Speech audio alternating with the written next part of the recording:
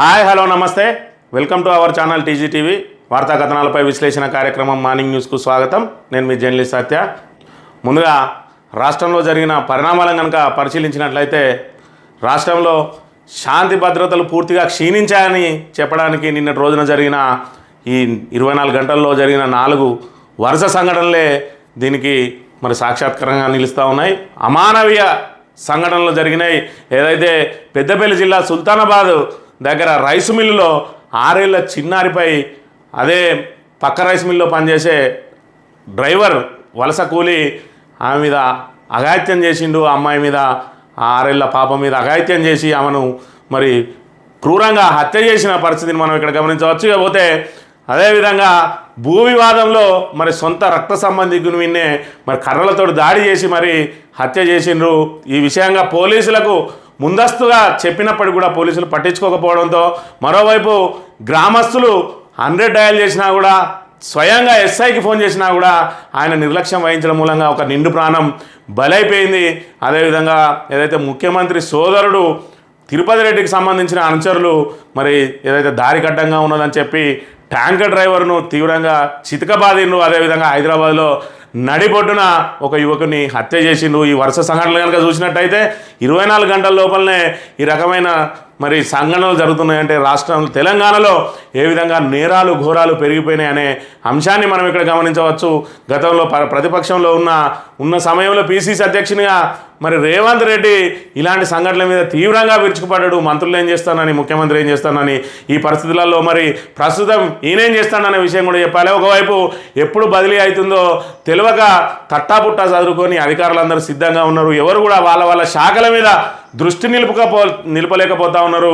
మరి రేపో మాపో పోలీసులు కూడా మరి ఇక్కడ ఏదైతే బదిలీల ప్రక్రియ ప్రారంభమవుతుందని చెప్పి కూడా వాళ్ళందరూ బదిలీల కోసం వేచి చూస్తున్నారు తప్ప మరి వాళ్ళ పాలన మీద దృష్టి పెట్టడం లేదు, వారి శాఖల మీద దృష్టి పెట్టడం లేదు. మరోవైపు ఏదైతే ఇక్కడ రేవంత్ రెడ్డి ఇలాంటి సంఘటనలు జరుగుతూ ఉంటే మరి వీటిని వదిలి కేవలం మరి పాఠ్యపుస్తకాల మీద పేర్లు లేవని, అదేవిధంగా సింబల్స్ ఏ విధంగా మార్చాలని, అదేవిధంగా తెలంగాణ తల్లి విగ్రహ రూపం ఏ విధంగా మార్చాలని వీటి మీదే దృష్టి కేంద్రీకరించిండు. అందులో భాగంగా ఏదైతే మరి విద్యార్థులకు వచ్చిన పాఠ్యపుస్తకాలు వాటి మీద గత ప్రభుత్వం సంబంధించిన మరి మంత్రుల పేర్లు ముఖ్యమంత్రి పేరే ఉండడంతో మరి తీవ్రంగా పరిగణించిన రాష్ట్ర ప్రభుత్వం వాళ్ళ మీద మాత్రం వెంటనే చర్యలకు పూనుకున్నది. అక్కడి నుంచి ఆ విద్యాశాఖకు సంబంధించి అదే పత్రిక ఏదైతే మరి పుస్తకాల ముద్రణకు సంబంధించిన సంచాలకుని వెంటనే అక్కడి నుంచి బదిలీ చేసిన పరిస్థితిని మనం ఇక్కడ గమనించవచ్చు. ఈ విషయంగా మరి ఈ సంఘటన మీద కూడా మరి ముఖ్యమంత్రి రేవంత్ రెడ్డి స్పందించి డీజీపీకి చెప్పినప్పటికీ కూడా వాళ్ళ అన్న తిరుపతి రెడ్డి అనుచరులు చేసిన సంఘటన మీద మాత్రం ఇప్పటివరకు నోరు మెదపని పరిస్థితి. మరోవైపు మంత్రులందరూ మాత్రం ఉల్లాసంగా ఉత్సాహంగా వివిధ మరి ఏదైతే యాత్రల్లో ఉన్నారో మరి విదేశీ యాత్రల్లో తిరుగుతూ ఉన్న పరిస్థితిని మనం ఇక్కడ గమనించవచ్చు. ఏదైతే ఉమ్మడి కరీంనగర్లో ఇంత పెద్ద ఘటన జరిగినా కూడా ఇప్పటివరకు మంత్రులు స్పందించిన పరిస్థితిని కూడా మనం ఇక్కడ గమనించవచ్చు. దీనికి అంతటికీ కారణం మరోవైపు ఇక్కడ ఏదైతే శాంతి భద్రతలకు సంబంధించి హోమ్ మినిస్టర్ కానీ అదేవిధంగా విద్యాశాఖకు సంబంధించి విద్యాశాఖ మంత్రి కూడా లేకపోవడంతో పాలన అస్తవ్యస్తంగా నడుస్తూ ఉన్నది. ఇప్పటికే 7 నెలల కాలం కావస్తున్నది. అయినప్పటికీ కూడా పూర్తి స్థాయిలో మంత్రివర్గం వేయకుండా పాలన మీద దృష్టి పెట్టకుండా కేవలం గత ప్రభుత్వం మీద మరి నెపం నెట్టి వాళ్ళ మీద ఆరోపణలు చేస్తూ ఇంకా కూడా ప్రభుత్వం పబ్బం గడుపుతూ ముందుకు సాగుతున్న పరిస్థితిని మనం ఇక్కడ గమనించవచ్చు. వార్తా కథనాలను కనుక పరిశీలించినట్లయితే ముందుగా నమస్తే తెలంగాణ విషయానికి వస్తే అశాంతిలోకి తెలంగాణ. రాష్ట్రంలో అదుపు తప్పిన శాంతి భద్రతలు, పట్టపగలే హత్యలు, అఘాయిత్యాలు. 6 ఏళ్ల బాలికపై లైంగిక దాడి, హత్య. తల్లి పక్కన నిద్రిస్తుండగా ఎత్తుకెళ్లి అఘాయిత్యం. సుల్తానాబాద్లో దారుణం. ఫోక్సో కేసు పెట్టండి అంటున్న సీఎం. నారాయణపేట జిల్లాలో రైతు దారుణ హత్య. ప్రాణహాని ఉందన్న పట్టించుకొని పోలీసులు. అందరూ చూస్తుండగానే కొట్టి చంపిన ప్రత్యర్థులు. హైదరాబాద్లో నడి రోడ్డుపై యువకుడి హత్య. పట్టపగలే ఇంట్లో చొరబడి మహిళ గొంతుకోత. కాంగ్రెస్ నేతలు ఎస్ఐ లాకప్ డెత్ బెదిరింపులు. పాలముల్లో ఆత్మహత్య చేసుకున్న బీజేపీ నేత అని చెప్పి రాష్ట్రంలో ఎక్కడ చూసినా శాంతి భద్రతలు అదుపు తప్పాయి.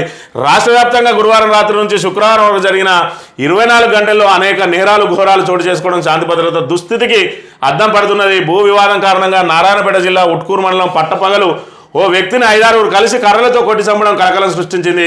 తనకు ప్రాణహాని ఉందని 10 రోజుల ముందు చెప్పినా కూడా పోలీసు మరి పోలీసులు పట్టించుకోకపోవడం తీవ్ర విమర్శలకు తావిస్తున్నది. ఈ దారుణాన్ని వీడియో తీసిన కొందరు సోషల్ మీడియాలో పోస్ట్ చేయగా చూసిన నెటిజన్లంతా తెలంగాణలో పోలీసు వ్యవస్థ ఉన్నదా లేదా అని ప్రశ్నల వర్షం కురిపించడంతో పౌర సమాజం ప్రశ్నలతో స్పందించి పోలీసు ఉన్నతాధికారులు విధుల్లో నిర్లక్ష్యం వహించిన ఎస్ఐని మరి ఇక్కడ సస్పెండ్ చేసిన అంశాన్ని మనం ఇక్కడ గమనించాలి. నిన్న రోజున జరిగిన సంఘటనలు కనుక ఒకసారి గమనించినట్టయితే ముందుగా ఏ రకంగా మరి వాళ్ళను కర్రలతో కొట్టి చంపుతున్నారో చూడొచ్చు మనం ఇక్కడ.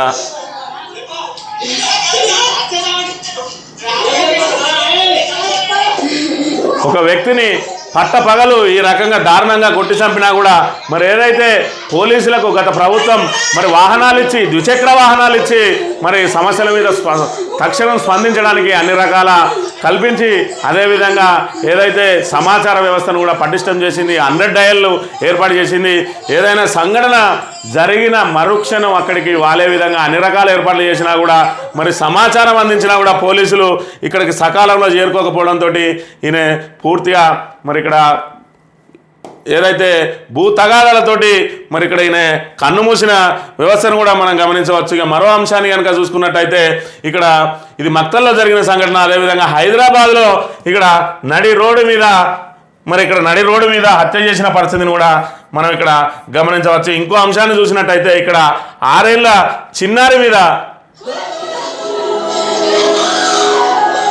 చిన్నారిని ఎత్తుకెళ్తున్నాడు దుండగుడు. ఈ ఎత్తుకెళ్ళి అత్యాచారానికి పాల్పడ్డ మరి పరిస్థితిని మనం గమనించవచ్చు. అంటే రాష్ట్రంలో మరి పోలీసు వ్యవస్థ దేనికోసం పనిచేస్తూ ఉన్నది? కేవలం అధికార పార్టీకి సంబంధించిన మరి వాళ్ళ కనుసల్లల్లోనే పనిచేస్తూ ఉన్నదా, లేదంటే మరి ఇక్కడ సామాన్య పౌరులకు ఇక్కడ వాళ్లకు మరి భద్రత కల్పించడానికి ఉన్నదా అనే అంశాన్ని కూడా గమనించాలి. ఏదైతే మరి కాంగ్రెస్ నాయకులకు సంబంధించి వాళ్ళు తప్పుడు కేసులు పెట్టినా, వాళ్ళు ఎవరైనా ప్రతిపక్షాల నోరు మూయించాలన్నా తక్షణం స్పందించే పోలీస్ అధికారులు ఇక్కడ దారుణంగా కొట్టి చంపుతున్నారని చెప్పినా కూడా పట్టించుకోని పరిస్థితి. మరోవైపు ఇక్కడ ఏదైతే పోలీస్ వ్యవస్థ ఈ 6 నెలల్లోటి నిర్వీర్యం కావడంతో మరి దారుణాలు చోటు చేసుకుంటున్న పరిస్థితిని కూడా మనం ఇక్కడ గమనించవచ్చు. ఈ రకంగా 6 ఏళ్ల బాలిక మరి లైంగిక దాడికి గురైన నేపథ్యంలో గతంలో మరి ముఖ్యమంత్రి గారు పిసిసి అధ్యక్షునిగా ఉండగా ఏం మాట్లాడిందనే అంశాన్ని కూడా ఒకసారి మనం గమనించినట్టయితే ఈ రోజు రాష్ట్రంలో జరుగుతున్న మహిళల మీద మద్యం మత్తులో, గంజాయి మత్తులో, డ్రగ్స్ వినియోగంతో జరుగుతున్న దారుణమైన సంఘటనల పట్ల ఈ ప్రభుత్వం యొక్క వ్యవహార శైలి, మంత్రుల యొక్క విధానపరమైన చర్యలు తెలంగాణ సమాజం అంతా ప్రశ్నిస్తుంది. మీకు బాధ్యత లేదా? ఈ తెలంగాణ రాష్ట్రంలో 6 సంవత్సరాల ఒక పసి బాలికను అత్యంత దారుణంగా పాశవికంగా చెరిచి చంపేస్తే కాలనీలో ఉన్న ప్రజలందరూ నిందితుడిని అరెస్టు చేయాలి అని చెప్పి ధర్నా చేస్తే ఈ రకంగా గత ప్రభుత్వ హయాంలో జరిగిన వాటి మీద మరి ముఖ్యమంత్రి ఈ రకంగా మరి నోరు పారేసుకుంటే అప్పుడు లేచిన నోరు ఇప్పుడెందుకు లేస్తలేదు, ప్రజల ప్రాణాలంటే లెక్కలేదా అని చెప్పి నెటిజన్లందరూ కూడా ప్రశ్నిస్తున్న పరిస్థితిని మనం ఇక్కడ గమనించవచ్చు. అంటే మరి ప్రతిపక్షంలో ఉన్నప్పుడు ఓ రకంగా, అధికార పక్షంలో ఉన్నప్పుడు ఓ రకంగా వాళ్ళ ద్వంద్వ ధోరణి ఏ విధంగా ఉన్నదనే విషయాన్ని మనం ఇక్కడ గమనించవచ్చు. పూర్తిగా పోలీస్ వ్యవస్థను మరి నిర్వీర్యం చేసి కేవలం వాళ్ళ కక్ష సాధింపుల కోసం మాత్రమే పోలీస్ డిపార్ట్మెంట్ను వాడుకోవడం మూలంగా ఈ రకంగా శాంతి భద్రతలు క్షీణిస్తున్నాయనే అంశాన్ని కూడా మనం ఇక్కడ గమనించవచ్చు. నిన్న మంతనిలో మరి గంజాయి పట్టుబడ్డది. ఈ రకంగా గంజాయి విస్తరించింది. ఈ రకంగా దారుణాలు జరుగుతూ ఉన్నాయి. నడి రోడ్ల మీద కొట్టి చంపుతూ ఉన్నారు. మరి 6 ఏళ్ల బాలిక మీద అత్యాచారం చేసి హత్యలు జరుగుతూ ఉన్నాయి. మరోవైపు స్వయాన ముఖ్యమంత్రి సోదరుని అనుచరులే మరి రోడ్డుకు అడ్డంగా ఉన్నదని చెప్పి మరి నడి హైదరాబాద్లో చితకబాదిన పరిస్థితిని మనం ఇక్కడ గమనించవచ్చు. అంటే ఏ విధంగా ఉన్నది పోలీసు వ్యవస్థ అనే దానికి దీన్ని మనం నిదర్శనంగా చూడవచ్చు. ఈ రకంగా పోలీసుల చేతులు కట్టేసిండ్రా, లేదంటే మరి ఇక్కడ పోలీసులే మరి ఇక్కడ నిర్వీర్యం అయిపోయిందా అనే విషయాన్ని ఇక్కడ ప్రధానంగా గమనించాలి. ఒకవైపు బదిలీల పర్వం మరి ప్రారంభమైందని చెప్పి తాము తట్టాబుట్టా చదువుకొని వెళ్ళాలి. ఏదైతే ఎలక్షన్ల టైంలో మరి ఈసీ సూచనల మేరకు వచ్చిన వాళ్ళందరినీ కూడా బదిలీ చేసే అవకాశం ఉన్నాయి కాబట్టి వాళ్ళు కూడా పూర్తి స్థాయిలో మరి వాళ్ళ శాఖల మీద దృష్టి పెట్టడం లేదు. ఎప్పుడెప్పుడు మరి వెళ్దామని తట్టాబుట్టా చదువుకొని ఉన్న నేపథ్యంలో వాళ్ళు కూడా విధుల పట్ల నిర్లక్ష్యం వహిస్తున్నట్టుగా మనం ఇక్కడ గమనించవచ్చు. మరోవైపు పోలీసు వ్యవస్థ పటిష్టంగా లేకపోతే ఈ రకమైన దాడులు, నేరాలు, ఘోరాలు మరింత పెచ్చరిల్లిపోయే అవకాశం ఉన్నాయి. కాబట్టి గతంలో పిసిసి అధ్యక్షునిగా ఏ విధంగా అయితే మరి నోరేసుకొని తిరిగిండో రేవంత్ రెడ్డి, ఇప్పుడు అధికారం ఆయన చేతుల్లో ఉన్నది కాబట్టి మరి అప్పుడు ఏమేం చేయాలని సూచనలు చేసిండో అవన్నింటినీ కూడా ఈరోజు ఆయనే చేయాలి. మరోవైపు ఇక్కడ హోంమంత్రి లేడు, విద్యాశాఖ మంత్రి లేరు, మరి హోంమంత్రి బాధ్యతలు కూడా ముఖ్యమంత్రి చేయాల్సిన అవసరం ఉన్నదనే విషయాన్ని కూడా ఇక్కడ గమనించాలి. ఇక రాష్ట్ర ముఖ్యమంత్రి రేవంత్ రెడ్డి ఇంటి ముందట ధర్నాల పర్వం కొనసాగుతూనే ఉన్నది. మొన్న స్టాఫ్ నర్సులు ఏఈ అభ్యర్థులు ఆందోళన చేయగా తాజాగా శుక్రవారం గురుకులాల్లో డిఎల్, జేఎల్, పీజీటీ, టీజీటీ ఉద్యోగాలకు ఎంపికైన అభ్యర్థులు ధర్నాకు దిగినారు. తమకు అపాయింట్మెంట్ లెటర్ ఇచ్చారని పోస్టింగ్ ఇవ్వలేదంటూ ధర్నాలు నిర్వహించారు. ఇప్పుడు ఎన్నికలు కూడా ఎత్తేసినప్పటికీ పోస్టింగ్లు ఇవ్వడం లేదని వాపోయారు. గురుకుల అధికారులను సంప్రదిస్తే ప్రభుత్వం అనుమతులు ఇస్తేనే పోస్టింగ్ ఇస్తామని చెప్తున్నారని అభ్యర్థులు పేర్కొన్నారు. ప్రభుత్వం తమకు వెంటనే పోస్టింగ్ ఇవ్వాలని డిమాండ్ చేశారని చెప్పి వీళ్ళందరూ కూడా రేవంత్ రెడ్డి ఇంటికి వెళ్ళే దారిలో మరి ఇక్కడ ధర్నాలు చేస్తున్న పరిస్థితి. గతంలో ముఖ్యమంత్రి అట్టహాసంగా చెప్పిండు, ప్రగల్భాలు పలుకుతూ ప్రగతి భవన్ గేట్లు బద్దలు కొట్టినామని చెప్పి దాన్ని ప్రజాభవన్గా మార్చినామని చెప్పి అందరికీ ఆహ్వానం అన్నాడు. ఆయన పోయి ఎక్కడో ఉన్నాడు. మరి ఆయన నివాసానికి వీళ్ళందరినీ అనుమతించినట్టయితే దాన్ని గేట్లు బద్దలు కొట్టినట్టు ఉంటాయి. కానీ కేవలం ప్రగతి భవన్ అనేది అక్కడ సీఎం నివాస భవనం కాబట్టి ప్రగతి భవన్కు విలువ ఉన్నది. ఇవాళ సీఎం అందులో లేడు. డిప్యూటీ సీఎం మరి ఎస్సీ సామాజిక వర్గానికి చెందిన డిప్యూటీ సీఎంను, అదేవిధంగా ఎస్టీ సామాజిక వర్గానికి చెందిన సీతక్కలను అందులో వేసి ఆ గేట్లన్నీ ఓపెన్ చేసిండు. ఆయన మాత్రం చుట్టూ గేట్లు పెట్టుకొని జూబ్లీ హిల్స్లో నివాసం ఉంటున్నాడు. ఆయన నివాసం వద్దకు వెళ్ళిన వారికి మరి లోపలికి అనుమతిస్తలేదు. రేవంత్ రెడ్డిని ప్రజాపాలన, పారదర్శక పాలన ఏమైంది? మరి అలా వాళ్ళందరినీ లోపలికి ఎందుకు రాణిస్తలేవు? నిన్ను కలవడానికి ఎందుకు అపాయింట్మెంట్ ఇస్తలేవు? అంటే నువ్వు చేస్తే సంసారం, ఎదుటి వాళ్ళు చేస్తే వ్యభిచారమా? మరి నువ్వు ప్రగతి భవన్లో ఎందుకు లేవు? ఆ ప్రజాభవన్గా మార్చిన రోజు నువ్వు అదే ప్రగతి భవన్లో, అదే ప్రజాభవన్లో ఉండి నీ గేట్లన్నీ తెరిచి అందరికీ వెల్కమ్ చెప్పినట్టయితే నువ్వు చెప్పిన మాటలకు విలువ ఉంటుండే. మరి ఈరోజు నువ్వు చెప్పేటి శ్రీరంగ నిధులు సొచ్చేటి ఏవో ఉన్నట్టు మరి ఇక్కడ నీ పరిస్థితి ఏ విధంగా ఉన్నదంటే ఇవాళ నువ్వు మాత్రం మరి చుట్టూ బ్యారికేడ్లు కట్టుకొని లోపల ఉంటావు. మరి ఎస్సీ ఎస్టీ మంత్రులకు సంబంధించి ఆడ వారేసి ఆ గేట్లు మాత్రం ఓపెన్ చేసి పెట్టినా అని చెప్తున్నావు. ప్రచార ఆర్భాటం తప్ప నీ మాటల్లో విశ్వసనీయత లేదనే దానికి దీన్ని మనం నిదర్శనంగా చూడవచ్చు. ఇక ఇక్కడ మరో అమానవీయమైన సంఘటన చోటు చేసుకున్నది. గతంలో ఏదైతే నిరుద్యోగులను రెచ్చగొట్టి, గత ప్రభుత్వం మీదకి రెచ్చగొట్టి మరి వాళ్ళందరినీ మరి ఏదైతే నీ ఓట్ల కోసం వాళ్ళని రెచ్చగొట్టి వాళ్ళను మరి వాళ్ళతో ధర్నాలు, రాస్తారోకోలు చేయించి గత ప్రభుత్వం మీద ఏదైతే విషయం కక్కినవో ఈరోజు మరి నీ చేతిలో ఉన్నది. వాళ్లకు ఉద్యోగాలు ఇవ్వాలి, మరి కొలువులు ఇవ్వండి కాల్మొక్తా. ప్రజావాణిలో కాంగ్రెస్ నేత కాళ్ళపై పడిన యువతి గ్రూప్ 1 మెయిన్కు 1:100 నిష్పత్తిలో పిలవాలని వినతి. గ్రూప్ 2, 3 పోస్టులు పెంచి నిరుద్యోగులను ఆదుకోండి. హామీ ఇవ్వని ప్రణాళిక సంఘం ఉపాధ్యక్షుడు చిన్నారెడ్డి. ఇది రాకపోతే మరో పరీక్ష రాసుకోండి ఉచిత సలహా అని చెప్పి నిన్నటి రోజున ప్రణాళిక సంఘం ఉపాధ్యక్షుడు చిన్నారెడ్డి ఎవరైతే ఉన్నారో ఆయన డిప్యూటీ సీఎం ఏదైతే ప్రజాభవన్గా చెప్పుకొని మరి గొప్పలు చెప్పుకుంటూ ఉన్నారో దాన్ని బారికేట్లు తీసేసినాం, ఇనుప గేట్లు బద్దలు కొట్టినామని చెప్తున్నాడు. ఆ ఇనుప గేట్లు బద్దలు కొట్టిన అందులోకి వెళ్ళిండ్రు. అక్కడ సీఎం ఉండడు. ఏదైతే మరి ఎస్సీ ఎస్టీ సామాజిక వర్గాలకు సంబంధించిన వాటిని అందులో పడేసి ఈ భారం అంతా వాళ్ళ మీదకి నెట్టేసి ఆయన మాత్రం చుట్టూ బారికేట్లు పెట్టుకొని మరి ఉల్లాసంగా ఉత్సాహంగా ఉంటున్న విషయాన్ని గమనించాలి. ఈ రకంగా వాళ్ళని రెచ్చగొట్టి ఏదైతే మేము రాగానే మరి మీకు పోస్టులు ఇచ్చేస్తాం, మీకు ఉద్యోగాలు ఇచ్చేస్తామని అరిచేతిలో వైకుంఠం చూపెట్టిండ్రో ఇవాళ వాళ్ళని కాళ్ళు మొక్కే పరిస్థితికి దిగజార్చిండు. అయినప్పటికీ కూడా మరి రాష్ట్ర ప్రణాళిక సంఘం ఉపాధ్యక్షుడు కనీస హామీ కూడా ఇవ్వలేదు. మరి మేము ఇస్తామని చెప్పి దానికి తోడు ఇది కాకపోతే మరో పరీక్ష రాసుకోండి అని చెప్పి మరి వాళ్ళను హేళన చేసిన పరిస్థితిని మనం ఇక్కడ గమనించవచ్చు. అంటే ఓడదాటి రాక ఓటమల్లన్నా, ఓడదాటిన తర్వాత బోడమల్లన్నా అన్నట్టు కాంగ్రెస్ పరిస్థితి ఏ విధంగా ఉందో ఇక్కడ ప్రజలందరూ కూడా గమనించాల్సిన అవసరం ఉన్నది. ఇక దీనికి సంబంధించి మరి హరీష్ రావు కీలక వ్యాఖ్యలు చేసిండ్రు. నాడు రెచ్చగొట్టి నేడు పట్టించుకోరా, పోస్టుల సంఖ్య పెంచాలని ఉద్యోగార్థులు కాంగ్రెస్ నాయకుల కాలు పట్టుకునే పరిస్థితి రావడం దురదృష్టకరం. విపక్షంలో ఉన్నప్పుడు నిరుద్యోగులను రెచ్చగొట్టడం, అధికారంలోకి రాగానే విస్మరించడం కాంగ్రెస్కు అలవాటే అని చెప్తున్న పరిస్థితిని మనం ఇక్కడ గమనించవచ్చు. ఇక 2000 బ్యాక్లాగ్ పోస్టులు, గురుకుల పోస్టులపై మళ్లీ ఎంపికకే సర్కార్ మొగ్గు. ఇప్పటికే 4000 అదనపు పోస్టులు మంజూరు. కొత్త నోటిఫికేషన్లో అన్ని నింపే యోచనలో సర్కార్ గురుకులాల వెయిటింగ్ జాబితాపై అందుకే మౌనం అని చెప్పి ఏదైతే 2000 బ్యాక్లాగ్ పోస్టులు ఉన్నాయో దానిలో ఏదైతే వెయిటింగ్లో ఉన్నారో అభ్యర్థులు వాళ్ళతో కలిపి మరి వాళ్ళను అందులో నుంచి ఎంపిక చేసి 2000 బ్యాక్లాగ్ పోస్టులు నింపేది ఉండే.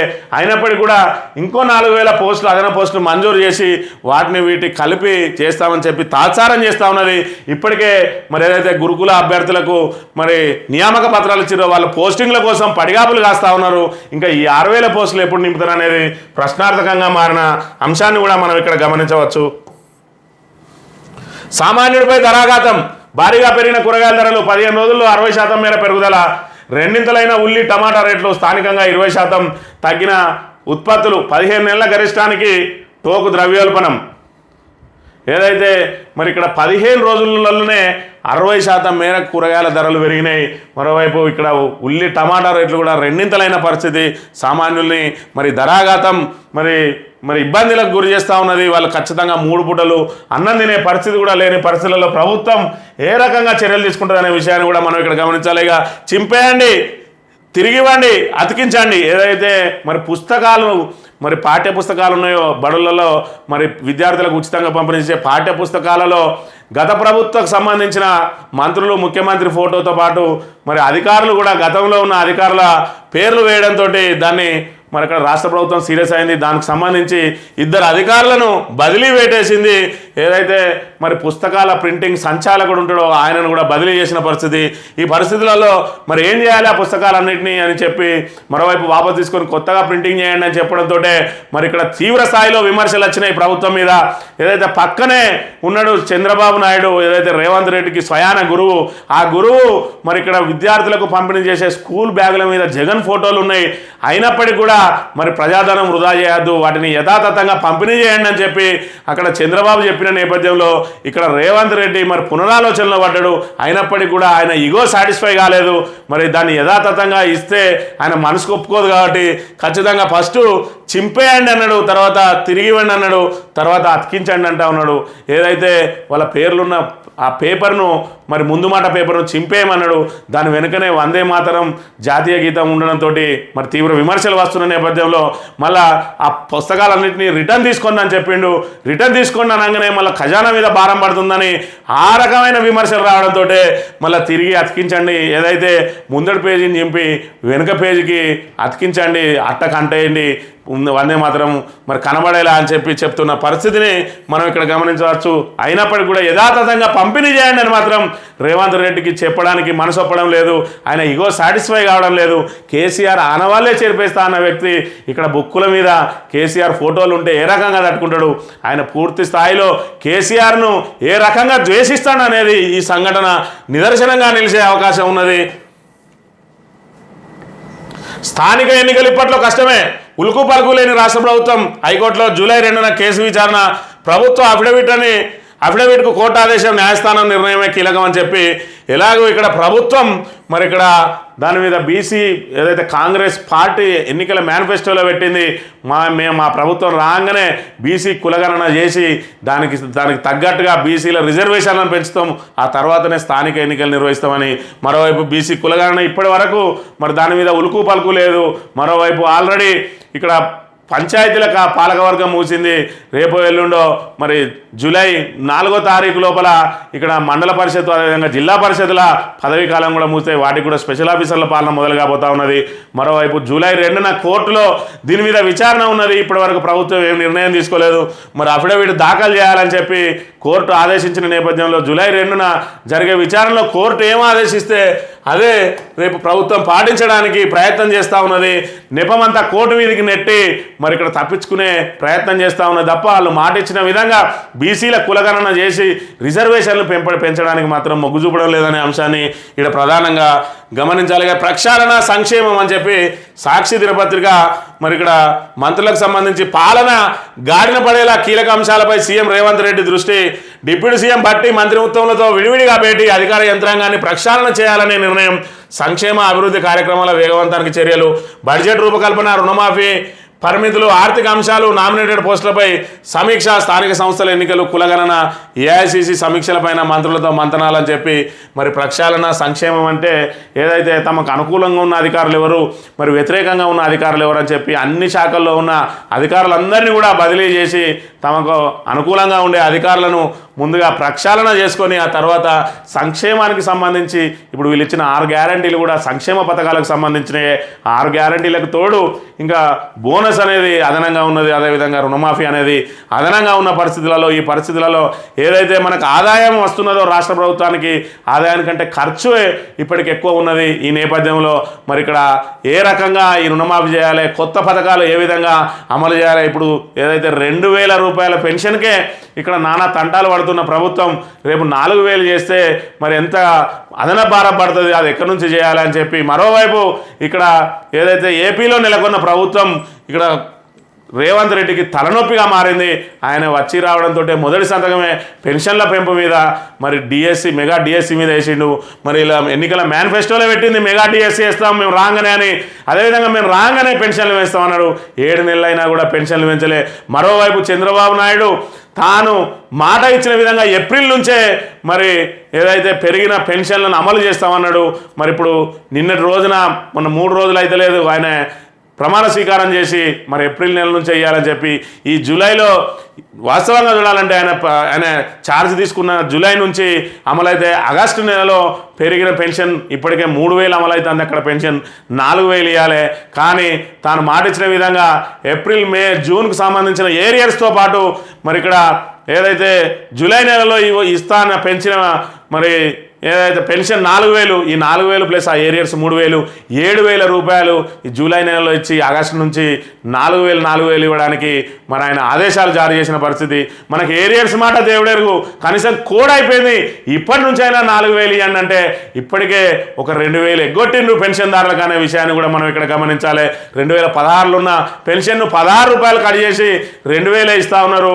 మరి ఏరియర్స్ కాదు కదా, కనీసం ఇప్పటికైనా దాన్ని ఎప్పుడు పెంచుతామనే మరి కట్ ఆఫ్ డేట్ కూడా చెప్పని పరిస్థితులలో ఇక్కడ పాలను ఎలా విధంగా గాడిలో పెట్టాలని చెప్పి ఏదైతే అచ్చేదా సచ్చేదా అన్నట్టు నోటికొచ్చిన హామీలన్నీ ఇచ్చిండ్రు. వచ్చిన తర్వాత చూసుకుందాం. ముందైతే మనం ఇక్కడ అధికారంలోకి రావాలి. మరి గతంలో మనం ఒక సామెత చెప్పుకుంటూ ఉంటాం, ఏమో గుర్రం ఎగరావచ్చు అని చెప్పి. ఏదైతే రాజు మరి ఇక్కడ తాను తెచ్చిన ఏదన్నా ఒక మీ స్పెషాలిటీ చూపించాలి, స్పెషాలిటీ చూపిస్తేనే మిమ్మల్ని మరి బతకనిస్తా, లేదంటే ఖచ్చితంగా చంపేస్తా అని చెప్పి నా నేపథ్యంలో మరి కొంతమంది నిపుణులను పిలిచి ఆయా రంగాల్లో మీరు నన్ను సాటిస్ఫై చేసే విధంగా చెప్పాలని అంటే అందులో నుంచి ఒకడు మరి ఒక గుర్రాన్ని తీసుకొచ్చి, రాజా మీ గుర్రం ఏదైతే ఉన్నదో దీన్ని నేను 1 రోజులల్లా మరి ఎగిరేలా చేస్తా అని చెప్తాడు. అదే దానికి పక్కనున్న మరి మిత్రుడు అంటాడు, గుర్రం ఎట్లా ఎగురుతుంది రాబాయ్ అంటే, మరి నేను గుర్రం ఆ తర్వాత కూడా నేను చంపేస్తాడు కదా 1 రోజులు అంటే, నా 1 రోజుల జీవితాన్ని ఎక్స్టెండ్ చేసుకున్నాను నేను. ఇక్కడ గుర్రం 1 రోజులు చూద్దాం, 1 రోజులలో అయితే గుర్రం ఎగురుతుంది, గుర్రం ఎగరవచ్చు, లేదంటే ఆ రాజే కావచ్చు, లేదంటే పక్క రాజ్యం వాళ్ళు దండెత్తితే ఈ అంశం అంతా పక్కకు పోవచ్చు. నేను ఈ రోజున్న పరిస్థితుల నుంచి ఏ విధంగా గట్టెక్కడం కోసం మరి గుర్రం ఎగురుతుందని చెప్పిన నేపథ్యంలో వీళ్ళు కూడా ఏదైతే మరి అధికారంలోకి అయితే రాని వచ్చిన తర్వాత చూద్దామని చెప్పి నోటికొచ్చిన హామీలు ఇచ్చారు. 6 గ్యారంటీలు అమలు అన్నారు. ఈ రకంగా మొన్నటికి మొన్న ఎంపీ ఎలక్షన్ నుంచి గట్టెక్కడానికి ఇచ్చిన హామీనే మళ్ళీ దేవుళ్ళ మీద ఒట్లేసి ఆగస్టు 15 లోపు రుణమాఫీ చేస్తా అని చెప్పి కనబడ్డ దేవుని మీదల్లా ఒట్టేసిండు. ఏదైతే బోనస్ ఇస్తా అని చెప్పి రైతులను మోసం చేసిండు, అన్ని రకాల ధాన్యానికి బోనస్ ఇస్తా అన్నాడు, ఈరోజు సన్నవడ్లకు మాత్రమే ఇస్తా అని చెప్తున్న పరిస్థితి. అదేవిధంగా ఏదైతే పిఎం కిసాన్ సమ్మాన్ నిధి ఉన్నదో దాన్ని బేస్ చేసుకొని ఇప్పుడు రైతులకు రుణమాఫీ చేస్తూ ఉంటున్నాడు. దాంతో మరి 70% మంది రైతులు దానికి అర్హత సాధించే అవకాశం లేదు. ఈ రకంగా కొర్రీలను వెతుకుతున్నది ప్రభుత్వం. ఏ రకంగా మనం ఆ హామీల నుంచి గట్టెక్కాలనే విషయాన్ని మరి పడుతున్న పరిస్థితిని మనం ఇక్కడ గమనించవచ్చు. నగదుపై ఈడీ ఫోకస్, గొర్రెల స్కామ్లో నగదు లావాదేవీలపై దర్యాప్తునకు సిద్ధం. మేకల గొర్రెల అభివృద్ధి సంస్థ ఏసీబీ నుంచి మరిన్ని వివరాల కోసం వచ్చిన ఆ సమాచారాన్ని విశ్లేషించేందుకే ప్రత్యేక బృందాలని చెప్పి ఏదైతే మరి ఖచ్చితంగా ఈడీ తహతహలాడుతుంది. ఎప్పుడు తెలంగాణ రాష్ట్రంలో ఏలు పెట్టాలి, మరి ఆ తెలంగాణ రాష్ట్రంలో జరిగే ప్రతి మరి నగదు లావాదేవీలకు సంబంధించి తాము మరి అక్కడ డేగకన్ను వేసుకొని చూస్తూ ఉన్నది. ఇదంతా కేవలం మరి ఒకే అంశం మీద రాకుండా ముందస్తు నుంచి అక్కడ పెట్టి రేపు జూలైలో జరగబోయే మరి ఓటుకు నోటు కేసుకు సంబంధించి విచారణలో కూడా తాము ఏలుపెట్టడానికి ఇక్కడ పన్నాగం పన్నుతున్నది ఈడీ అనే అంశాన్ని కూడా మనం ఇక్కడ గమనించాలి. ఇక తెలంగాణ దినపత్రిక విషయానికి వస్తే ఆగమైతున్న అన్నదాత రైతులకు శాపంగా కాంగ్రెస్ పాలన, రుణమాఫీ కోసం రైతుల పడిగాపులు, పంట పొలాల్లో ఎర్రజెండాలు వాతుతున్న బ్యాంకర్లు, రుణమాఫీపై పీఎం కిసాన్ నిబంధనలు అవి వర్తింపజేస్తే సగానికి సగం మంది అనర్హులు, రైతులు నట్టేట ముంచుతున్న ప్రభుత్వం, వానాకాలంలో పంటలు మొదలైన కానరాని భరోసా, బీమా పథకం పైన ఆంక్షల కత్తి, నాటి రోజులను మళ్ళీ తెస్తున్న సర్కార్ రేవంత్ సర్కార్ అని చెప్పి ఏదైతే మరి ఇక్కడ కాంగ్రెస్ పాలనలో అన్నదాత ఆగమవుతాడు, మార్పు మార్పు అని చెప్పి మార్పు వైపు వెళ్ళిండు రైతులు. ఏం మార్పాయా అంటే మరి ఆల్రెడీ 24 గంటల కరెంట్ ఇస్తాడు, మరి రైతులకు రైతు బంధు ఇస్తూ ఉన్నాడు, రైతు బీమా వస్తూ ఉన్నాడు. అదేవిధంగా ఏదైతే పంట ప్రతి గింజ పండించిన ప్రతి గింజను కూడా మద్దతు ధర ఇచ్చి కొంటా ఉన్నాడు. అయినా కూడా ఆశ చావని రైతులు ఇక్కడ రైతు బంధు ప్లేస్లో రైతు భరోసా ఇస్తాం, ఎకరానికి మరో 5,000 అదనంగా ఇస్తాం అనడుతోటే మరి ఎట్లాగూ 10,000 వస్తున్నాయి, ఇంకో 5,000 వస్తాయని ఆశపడ్డారు. బోనస్ ఇస్తా అనగానే తమకు మరి పండిన పంటకు ఎకరానికి మరి శ్రీధర్ బాబు లాంటి నాయకులు మంత్రులు వాళ్ళు విప్పి చెప్పిండ్రు, రైతులకు అర్థమయ్యే విధంగా చెప్పిండ్రు. ప్రతి ఎకరానికి 25 నుంచి 30 క్వింటాల పంట పండుతుంది, మరి మేము ఇచ్చే 500 బోనస్ అంటే మీకు ఎకరానికి 15,000 రూపాయల లబ్ధి చేకూరుతుంది. అదనంగా మరి ఇక్కడ రైతు భరోసాను 5,000 పెంచినాం, ఇక్కడ మీకు బోనస్ పేరుతోటి అదనంగా మరో 15,000 ఇస్తా ఉన్నామని చెప్పిన నేపథ్యంలో ఆశపడ్డ రైతులందరూ కూడా కాంగ్రెస్ వైపు మొగ్గు చూపారు. ఆ మొగ్గు చూపితే మరి ఇక్కడ బోనస్ మాట దేవుడెరుగు, అందులో ఉన్న అసలు కేసరికి వచ్చే అవకాశం ఉన్నది. అలా దళారులకు ధాన్యం అమ్ముకోవాల్సిన పరిస్థితులు ఏర్పడ్డాయి. ధాన్యం కొనుగోలు కేంద్రాలు ప్రారంభించి నెల రోజుల పాటు కూడా ఆ కొనుగోలు చేపట్టకపోవడంతో మరోవైపు వానల్లో తడుస్తూ ఉండడంతో మరి రైతులు ధాన్యం అంతా కూడా దళారులకు అమ్ముకున్నారు. ఆ తర్వాత 500 బోనస్కు ఎగనామం పెట్టింది రైతు భరోసా. ఇప్పటివరకు అమలు చేయలేదు సరికదా, మరి రైతు భరోసాకు కొర్రీలు పెడుతున్న పరిస్థితి, మరి ఇంకా నియమ నిబంధనలు రూపొందించలేదు. కానీ మరి రోజుకో మాట చెప్తూ రైతులను తీవ్ర దిగ్భ్రాంతికి గురి చేస్తున్న పరిస్థితుల నేపథ్యంలో ఇక్కడ రైతులకు రుణమాఫీ చేస్తామని చెప్పిండు. మరోవైపు బ్యాంకర్లు మాత్రం ఎర్ర జెండాలు వాతుతున్న పరిస్థితిని మనం ఇక్కడ గమనించవచ్చు. ఇక్కడ తెలంగాణ దినపత్రిక ప్రధానంగా మరి ప్రచురించిన అంశాన్ని ఒకసారి గమనించినట్టయితే, పల్లె కన్నీరు పెడుతుందో కనిపించని కుట్రలా, నా తల్లి బందీ అయిపోయిందో కనిపించని కుట్రలా అంటూ నాడు దీనంగా పాడుకున్న రోజులను మళ్ళీ తీసుకొచ్చింది రేవంత్ సర్కార్ అని చెప్పి మరి తీవ్రంగా విమర్శలు చేస్తూ ప్రచురించింది. ఇక మరో అంశం శాంతి భద్రత అంశాలను కనుక పరిశీలించినట్లయితే, ఎట్టకేలకు స్పందించిన సీఎం, అన్న తిరుపతి రెడ్డి విషయంలో తప్ప మిగతా విషయాలపై డీజీపీకి ఆదేశాలు, లాండ్ ఆర్డర్ పట్ల కఠినంగా వ్యవహరించాలని హుకుం, భయాందోళన కలిగించిన వరుస ఘటనలు అని చెప్పి ఏదైతే నిన్న రోజున 24 గంటల వ్యవధిలో మరి తీవ్ర సంఘటనలు జరిగినాయో అందులో అలా అన్న మరి తిరుపతి రెడ్డి అనుచరులు వీరంగంకి సంబంధించిన అంశం కూడా ఉన్నది. ఆ ఒక్క సంఘటన మినహా మిగతా సంఘటనల మీద మరి తీవ్ర చర్యలు కఠిన చర్యలు చేపట్టాలని చెప్పి డీజీపీని ఆదేశించినట్టుగా ఇక్కడ ప్రధానంగా ప్రచురించింది. ఇక గురుకుల అభ్యర్థులకు సంబంధించి వాళ్ళ ఆవేదనకు సంబంధించి ఇక్కడ ప్రధానంగా వార్తను ప్రచురించింది. సీఎం సార్ మీ ఇంట్లోనైనా పనివ్వండి, గురుకుల అభ్యర్థుల ఆవేదన కనికరించిన రేవంత్ సర్కార్, అటాసంగా అపాయింట్మెంట్ లెటర్లు, దిక్కు దివానం లేని పోస్టింగ్ ఆర్డర్లు, మానసికంగా ఆర్థికంగా నలిగిపోతున్న అభ్యర్థులు, సీఎం ఇంటి ముందు గోడువెల్లు పోసుకున్న ఆయన లోనికి అనుమతించిన భద్రతా సిబ్బంది, ఇంకెన్నాళ్ళు ఇలా అంటూ ఆవేదన అని చెప్పి ఇక్కడ సీఎం సార్ మీ ఇంట్లోనైనా ఏదైనా పని ఉంటే ఇప్పించండి, దయచేసి చేతులు ఎత్తి దండం పెడుతున్నాం, ప్లీజ్ పోస్టింగ్ ఆర్డర్స్ ఇవ్వండి, మా భవిష్యత్తు మా పిల్లల భవిష్యత్తు మీ చేతుల్లోనే ఉంది అని కొంగుబట్టి అడుగుతూ ఉన్నారు. ఇక్కడ సోదరి మనులు ఏదైతే వీళ్ళకు అట్టహాసంగా మరి గత ప్రభుత్వ హయాంలో వేసిన పోస్టింగ్లకు సంబంధించి నియామక పత్రాలు ఎల్బీ స్టేడియంకు పిలిచి మరి మేము ఇప్పటికి వరకు 30,000 ఉద్యోగాలు ఇచ్చినామని చెప్పి చెప్పుకుంటున్న రేవంత్ సర్కార్ మరి గొప్పలు చెప్పుకుంటున్నాయి, కానీ వాళ్ళకు పోస్టింగ్ ఆర్డర్లు ఇవ్వడం లేదు. మరోవైపు వీళ్ళంతా కూడా గత ప్రభుత్వ హయాంలో మరి ఉద్యోగాలు పొందిన వాళ్ళు కేవలం నియామక పత్రాలు మాత్రమే కాంగ్రెస్ ప్రభుత్వం ఇచ్చింది, అయినా కూడా వాళ్ళకి ఇప్పటికీ పోస్టింగ్లు ఇవ్వని పరిస్థితి. మరి మేము 30,000 ఉద్యోగాలు ఇచ్చినామని చెప్పుకున్న వాళ్ళు మరి గత ప్రభుత్వం నియమించిన మరి ఏవైతే వేసిన నోటిఫికేషన్ ఆధారంగా వచ్చిన పోస్టులు కనీసం వాళ్ళకి పోస్టింగ్లు ఇవ్వని పరిస్థితులలో మరి ఇక్కడ ఆ సీఎం రేవంత్ రెడ్డి ఇంటి ముందట మరి కొంగు జాపి ఆడుకుంటా ఉన్నారు సోదరి మనులు అనే విషయాన్ని ఇక్కడ మనం గమనించాలి. మరోవైపు మరి ముఖ్యమంత్రి తాను పారదర్శక పాలన ప్రజాపాలన అంటాడు, ఆల్వేస్ వెల్కమ్ అంటాడు, ఇంటి ముందర మాత్రం లోపలికి రానియకుండా ఇనుప కంచెలు పెట్టుకుంటాడన్న విషయాన్ని ఇక్కడ మనం గమనించాలి. ఇక రాజ్యాంగానికి అవమానం, జాతీయ గీతం ప్రతిజ్ఞతను చింపేస్తారా, 20 లక్షల పుస్తకాలు వాపస్, రీప్రింటింగ్ కోసం ఖజానాపై భారం, రేవంత్ ప్రభుత్వంపై ఏలేడు ఫైర్ అని చెప్పి ఏదైతే మరి పుస్తకంలో ఉన్న ముందు మాటను చింపేసి తింపి అతికేయమంటాడు. అందులో జాతీయ గీతం ఉన్నది, వందే మాతరం ఉన్నది. మరి దీన్ని చింపేసి రాజ్యాంగానికి అవమానం చేస్తారా అని చెప్పి ఇక్కడ బీజేపీ నేత ఏలేటి మరి మహేశ్వరు తీవ్రంగా విరుచుకుపడ్డ అంశాన్ని కూడా మనం ఇక్కడ గమనించవచ్చు. ఇక రేవంత్ రెడ్డి పటేలు పట్టించుకుంటలేడు. నా ఉద్యోగం ఏంది, కాంగ్రెస్ వస్తే ఉద్యోగం ఇప్పిస్తా అన్నాడు, ఇప్పుడు బూతులు తిడుతున్నారు. సీఎం ఇంటి ముందు మహిళ ఆందోళన అని చెప్పి ఏదైతే మరి సీఎం సొంత జిల్లాకు సంబంధించిన మహిళ గతంలో పీసీసీ అధ్యక్షునిగా ఉన్న సమయంలో కలిస్తే మా ప్రభుత్వం రాగానే నీకు నీ కొడుకు ఉద్యోగం పెట్టిస్తా అని చెప్పిండు.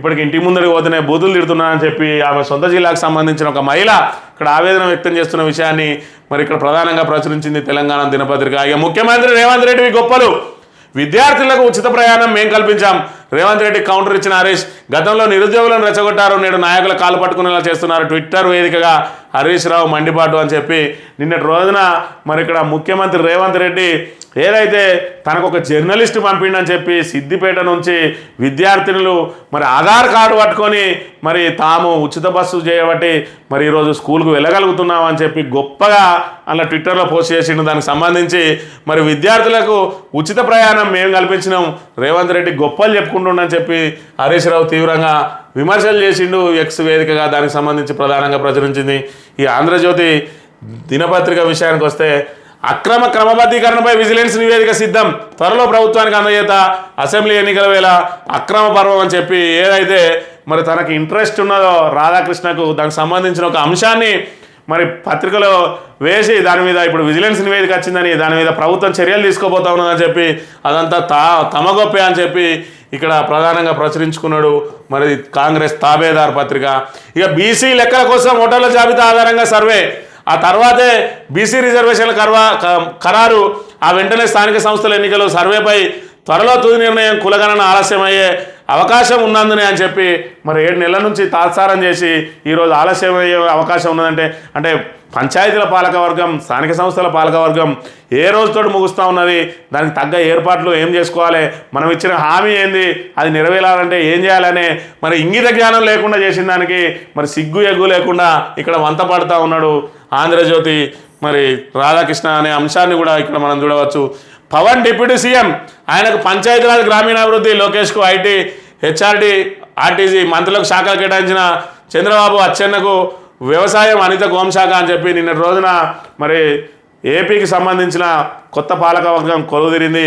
ఏదైతే వాళ్ళందరికీ కూడా శాఖల కేటాయింపు జరిగింది అనుకున్నట్టుగానే మరి పవన్ కళ్యాణ్కు డిప్యూటీ సీఎంతో పాటు ఆయనకు పంచాయతీరాజ్ గ్రామీణాభివృద్ధి శాఖలను కేటాయించింది. అదేవిధంగా లోకేష్ ఐటీ హెచ్ఆర్డీ ఆర్టీసీ శాఖలు, అదేవిధంగా వ్యవసాయ శాఖ అచ్చెన్నకు, అదేవిధంగా ఏదైతే దళిత మహిళకు మరి హోంశాఖను కూడా కేటాయించిన అంశాన్ని మనం ఇక్కడ గమనించవచ్చు.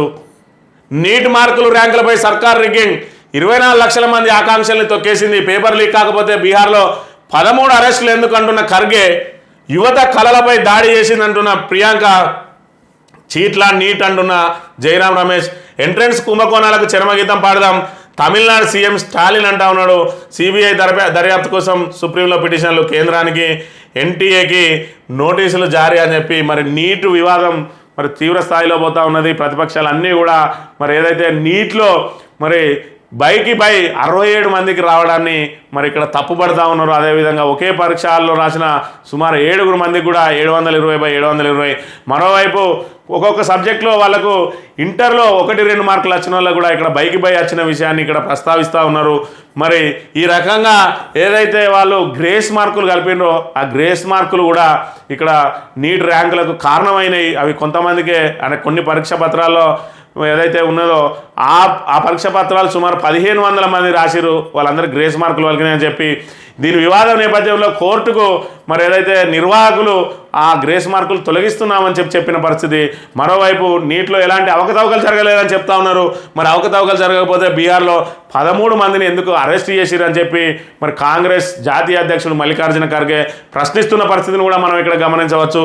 ఈ నేపథ్యంలో మరి నీటి మీద సిబిఐ విచారణ చేయాలని చెప్పి కూడా కోర్టుకు పోతే ఇప్పుడు నీటి మీద నీడలు అలుముకున్నాయి. మరి ఇక్కడ ఏదైతే ఎన్నో ఆశలతోటి మరి నీట్ ఎగ్జామ్ రాసిండు, వాళ్ళు భవిష్యత్తు డాక్టర్గా మరి మేము తీర్చిదిద్దబడాలి, రూపొందించబడాలి, మేము డాక్టర్ చదవడం తమ కలగా ఎంచుకొని మరి దాన్ని ప్రొఫెషన్గా ఎంచుకోవడానికి ఎంతోమంది విద్యార్థులు కష్టపడ్డ నేపథ్యంలో ఇప్పుడు గతంలో ఏదైతే లీకులు చూసినాం, ప్రశ్నపత్రాల లీకేజ్, మరి దీనికి సంబంధించి నీటికి సంబంధించి కూడా మరి ఏం జరిగిందనే దాని మీద స్పష్టత లేకపోవడంతో మరి విద్యార్థులు ఆగమ్య గోచరంగా ఉన్నది వాళ్ళ భవిష్యత్తు. ఇంకా రాష్ట్ర ర్యాంకులు కూడా వాళ్ళకి ఇయ్యని పరిస్థితిని కూడా మనం ఇక్కడ గమనించవచ్చు.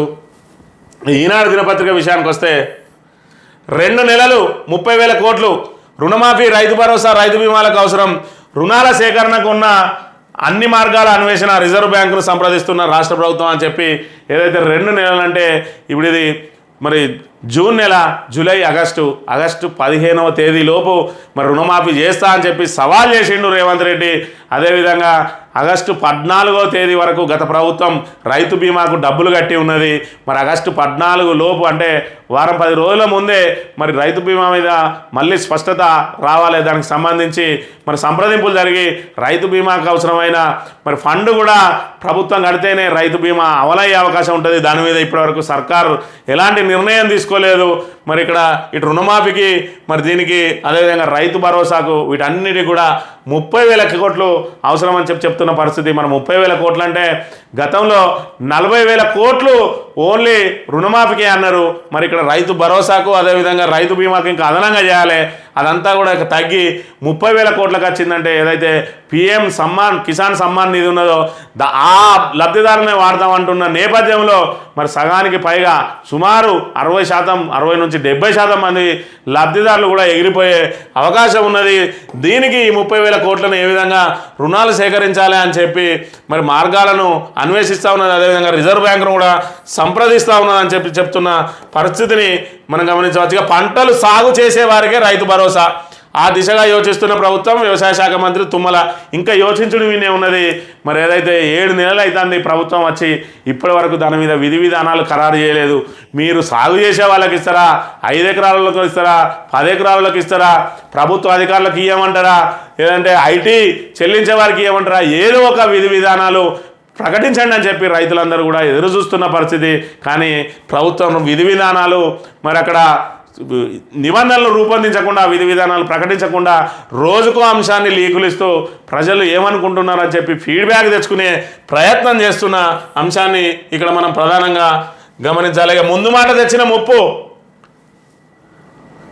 ఎస్సీఈఆర్టీ సంచాలకురాలు రాధారెడ్డిపై వేటు, ముద్రణ విభాగం నుంచి సంచాలకుడు శ్రీనివాసాచారిని తప్పించిన సర్కార్. మరి ముందు మాటలో అక్కడ కేసీఆర్కు సంబంధించి మరి విద్యాశాఖ మంత్రి సబితా ఇంద్రారెడ్డికి సంబంధించిన ఫోటోలను ప్రచురించడం రేవంత్ రెడ్డి ఆగ్రహానికి కారణమైంది. దాంతో ఎస్సీఈఆర్టీ సంచాలకురాలు డైరెక్టర్ రాధారెడ్డి, అదేవిధంగా ముద్రణ విభాగం ప్రింటింగ్ విభాగానికి సంబంధించిన డైరెక్టర్ శ్రీనివాసాచారిని కూడా మరి సర్కార్ ఆ విధుల నుంచి తప్పించి బదిలీ చేసిన అంశాన్ని మనం ఇక్కడ గమనించవచ్చు.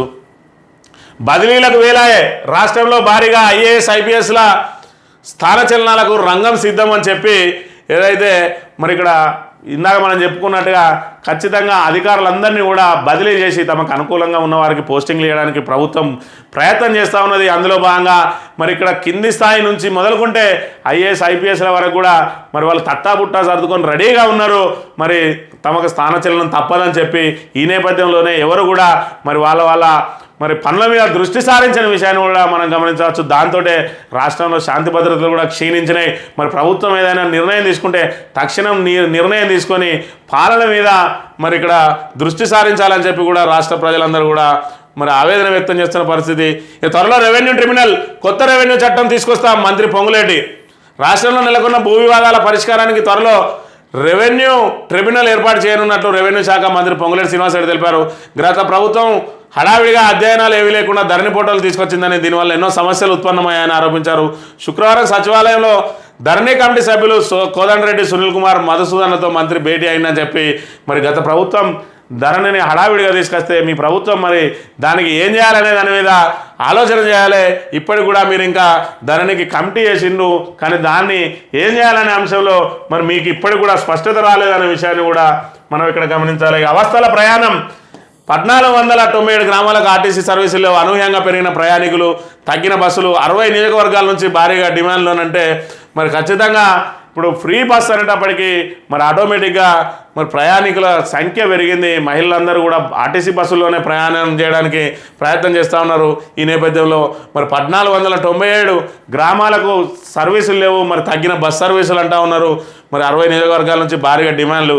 ఈ లెక్కన మరి ప్రభుత్వం ఎన్ని బస్సులను తీసుకొచ్చి ఇంకా ఉచిత ప్రయాణాన్ని ఎన్ని రోజులు కొనసాగిస్తా అనేది కూడా ఇక్కడ మరి నీడలు అలముకుంటా ఉన్నాయి ఉచిత బస్సు ప్రయాణం మీద అనే విషయాన్ని కూడా మనం ఇక్కడ గమనించవచ్చు. ఇది ఈరోజు మార్నింగ్ న్యూస్. తిరిగి రేపు వెళ్దాం. గొర్రెల పంపిణీ పథకంపై జిల్లాల వారీగా లెక్కలు ఇవ్వండి. కలెక్టర్లకు సమైక్య లేక ఈడీ కోరిన సమాచారం ఇచ్చేందుకు ప్రభుత్వం అనుమతి అని చెప్పి మరి ఈడీ ఏదైతే ఉన్నదో గొర్రెల స్కామ్లో 700 కోట్ల అవినీతి జరిగిందని చెప్పడంతో మరి దాని మీద దృష్టి సారించింది. ఖచ్చితంగా లెక్కలన్నీ మాకు ఇవ్వాలని చెప్తా ఉన్నది. దానికి సంబంధించి జిల్లాల వారీగా లెక్కలు అడుగుతున్న పరిస్థితిని మనం ఇక్కడ గమనించవచ్చు. ఈడీ అనేది మరి డేగ కళ్ళతోటి ఎదురు చూస్తూ ఉన్నది రాష్ట్రంలో వేలు పెట్టడానికి. మరి గొర్రెల పంపిణీ పథకంతో మరి రాష్ట్రంలో అడుగుపెట్టి ఇంకా అనేక అంశాల జోలికి వెళ్ళే అవకాశం ఉన్నది. జూలైలో జరిగే ఏదైతే ఓటుకు నోటు కేసుకు సంబంధించి 50 లక్షల ప్రస్తావన రాగానే మరి ఈడీ అందులో ఎంటర్ అయ్యి ఆ 50 లక్షలకు సంబంధించి ఎక్కడి నుంచి వచ్చినాయి ఏంది అని చెప్పి విచారణ ప్రారంభించడానికి ముందుగా రేవంత్ రెడ్డికి నోటీస్ ఇచ్చి అసలు తతంగం అంతా జూలై నెలలో జూలై 3వ వారం 4వ వారంలో ప్రారంభం కానున్నది. ఆ నేపథ్యంలో ఆగస్టు సంక్షోభం అనేది రేవంత్ రెడ్డి మెడకు వేలాడుతూ ఉన్నది అనేది ఆ ఆగస్టు సంక్షోభం ఇదే. ఈడీ రూపంలో ఆగస్టు సంక్షోభం రాబోతూ ఉన్నది. మరోవైపు ఆయనకు ఈ ఆగస్టు నెల మరి తీవ్రంగా మరి ఆయన మెడ మీద కత్తులు వేలాడుతూ ఉన్నాయి. ఇక్కడ రుణమాఫీ కత్తి వేలాడుతూ ఉన్నది, మరి రైతు బంధు కత్తి వేలాడుతూ ఉన్నది, రైతు బీమాకు మరి కిస్తు కట్టాలి దానికి సంబంధించిన కత్తి వేలాడుతూ ఉన్నది. అన్నిటికంటే ముఖ్యంగా ఆయన కుర్చీని లాగడానికి చేస్తున్న ఆయన సహచరులు కూడా ఆయనకు మరి ఇక్కడ ఆగస్టు కోసం ఎదురు చూస్తున్న పరిస్థితి. ఈ ఆగస్టు సంక్షోభం నుంచి రేవంత్ రెడ్డి కనుక బయటపడినట్లయితే ఖచ్చితంగా 5 సంవత్సరాల పాటు ఆయన కుర్చీకి డోకా లేదనే విషయాన్ని కూడా మనం ఇక్కడ గమనించవచ్చు. మరి ఆగస్టు సంక్షోభం నుంచి రేవంత్ రెడ్డి ఏ రకంగా బయటపడతాడు అనేది ప్రజలందరూ మరి ఆసక్తిగా ఎదురు చూస్తున్న పరిస్థితిని మనం ఇక్కడ గమనించవచ్చు. ఇది ఈరోజు మార్నింగ్ న్యూస్. తిరిగి రేపు వెళ్తాం. Thank you very much.